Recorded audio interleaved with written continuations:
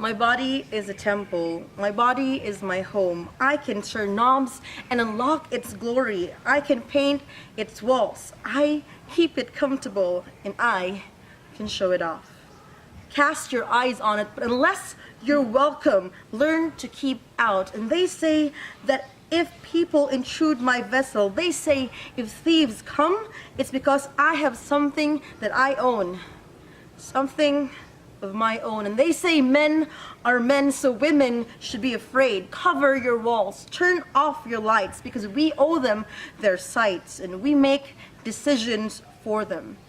And I should take care of myself, because the world can't do that for me. They say I should respect myself, so they take away my dignity to prove their point. It's my fault I can't walk the streets feeling safe. It's my fault even if you'd say I had it coming instead of he should not have done it. I was locked and you broke in and you took away everything, but I'm sorry. Stop being so sensitive. I'm sorry. You must be overreacting. I'm sorry. I'm actually insulting you, but that's just my opinion. I'm sorry. Take it as a compliment. Thank you. I'm sorry. Silence does not always mean yes. It means nobody's answering. You cannot come in and claim it as your own. What you see is not an invitation. You are not welcome to rob me of my sanctuary. My body is my home. Without a home to come home to, where else will I turn? To you, who left me hopeless, helpless, and homeless, I am sorry. Actually, I have a side note on this. One woman or child gets raped every 53 minutes in the Philippines. In America, that's around one woman every 2 minutes. And that's around the time it took me to deliver that poem.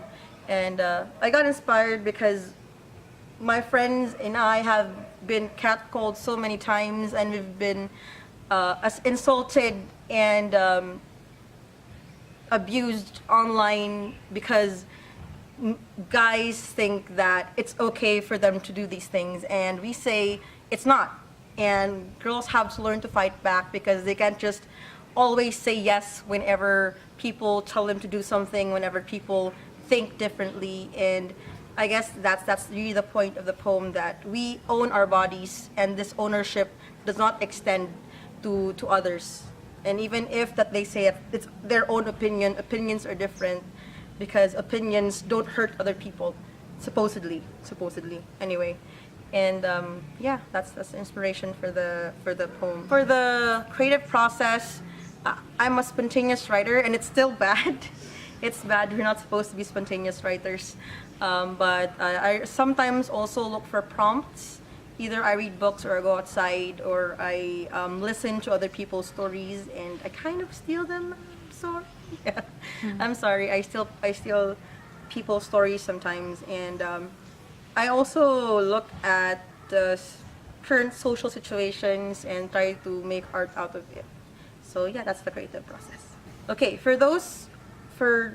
I read, scarcely read.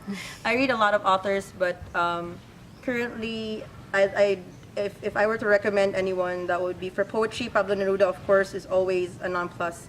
He's always number one in my book. We also have, for modernist poetry, I like T.S. Eliot, although he can be really confusing, among others. And then for spoken word poetry, because it's a different thing, I like writers like Phil Kaye and Sarah Kay. They're both such an inspiration for making spoken word pieces.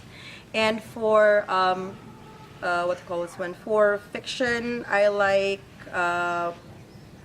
Gabriel Garcia Marquez, among others, and also Laura Esquivel.